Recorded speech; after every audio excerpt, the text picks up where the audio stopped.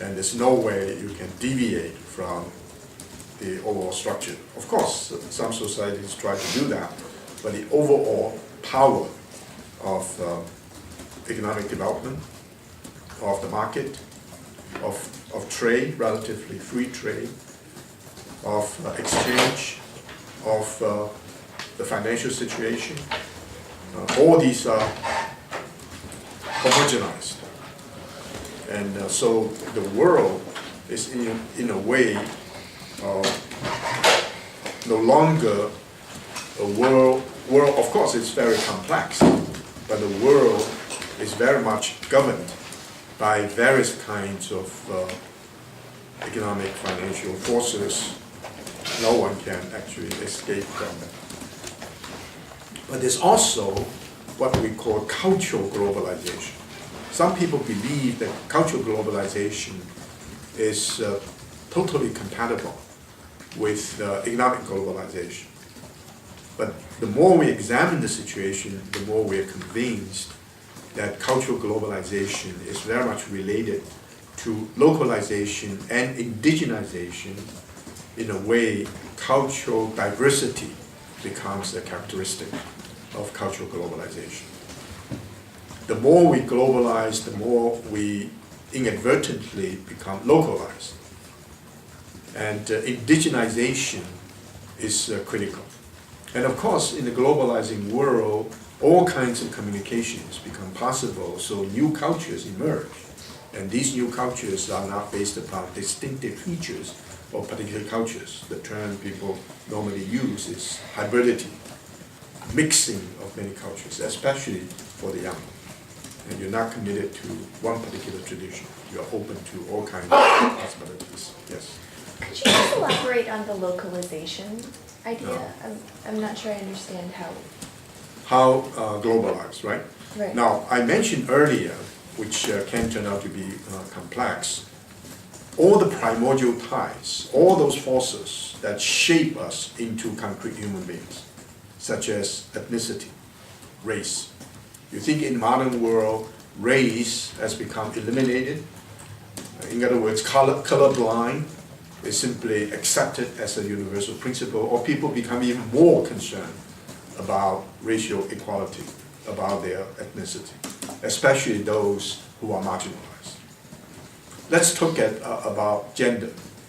I mentioned that two of the most important forces, cultural, social forces, even political forces in the last 5 decades or more, turned out to be feminist movement. And that's one of the reasons age cohort also people become more conscious of their age cohort. You have different generations. You know, we use the term, the Japanese use the term, a new humankind, a new generation with very different rules of the game, and even new generation. So these, and also religious beliefs. In the 21st century, religions become even more complicated, and people adhere to their religions in a way that is much stronger than before.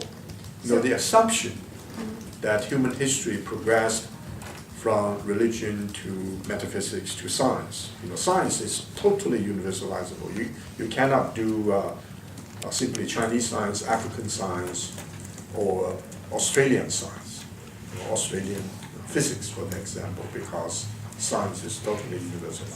That's true with technology as well. You still have a follow-up question? So I think the point is that when you start to think about eliminating concepts like race, you actually become more focused on it? Is that, well, in other words, it cannot be eliminated. It becomes more enhanced. Okay. And one of the typical problems, maybe the most difficult problem to deal with, is identity politics. Mm-hmm. And for example, Hawaiians, of course, they are part of America, but now there's a consciousness being Hawaiian, which is layered in complexities. They are Americans, but also Hawaiians. Hawaiians are not necessarily Americans. And you know, in Taiwan, and people believe to think that I am Taiwanese, I don't know whether I'm Chinese. And some people say I'm Taiwanese. I'm definitely not Chinese. It's a different kind of understanding. And all indigenous peoples. You know, in America, indigenous peoples are totally marginalized. But in Canada, in Australia, in New Zealand, and indigenous people become very conscious of their particular status, and they become very resentful of the fact, in terms of historical memory, that they become marginalized or oppressed. And some of the most difficult conflicts in the world turn out to be not just racial conflict, but cultural conflict, context for religious traditions. In India, some Hindu nationalists will say, this particular land, now we have a mosque built upon it, but underneath, it's a sacred place of a Hindu temple. With that historical memory, we have to do something about this mosque, because this mosque is a new addition to a deeply layered and sedimented culture we want to get back to our authentic land. So, of course, the conflict becomes even unimaginable. So one term that is very popular is the term glocal. You know the term globalization and localization. Another very interesting study actually done by a group of Harvard professors and Woody Watson as the leader, and an examination of McDonald's. It's called a golden hour.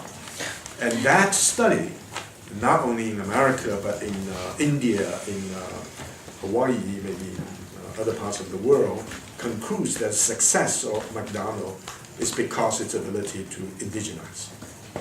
So if you go to India, McDonald's is always vegetarian.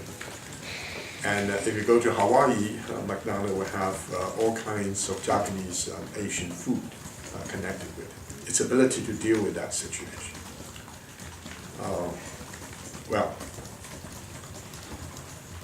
if you follow a thick description of a particular society with emphasis on the concrete people, then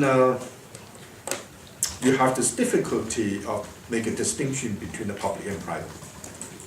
And if you have this difficult distinction, then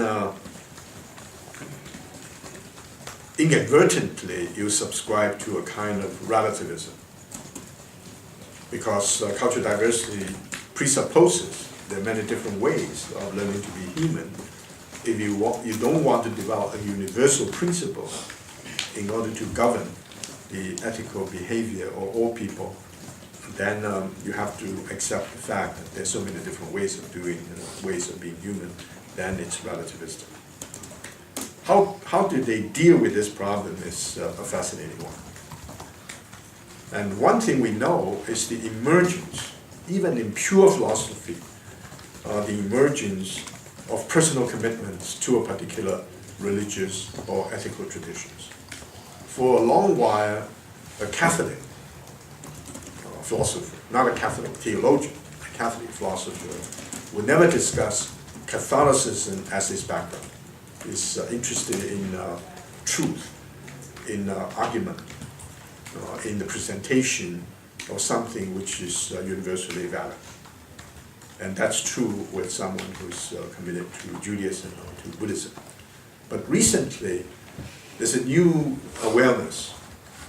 And the great philosopher Derrida, we now know that he was very much committed to Judaism.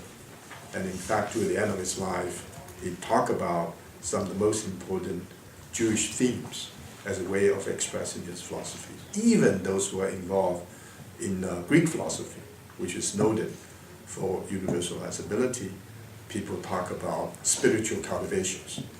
And spiritual cultivations of, among the Stoics, again, it's very much focused on the individual. And this debate has profound implication for human rights. Human rights is very much the outcome as of now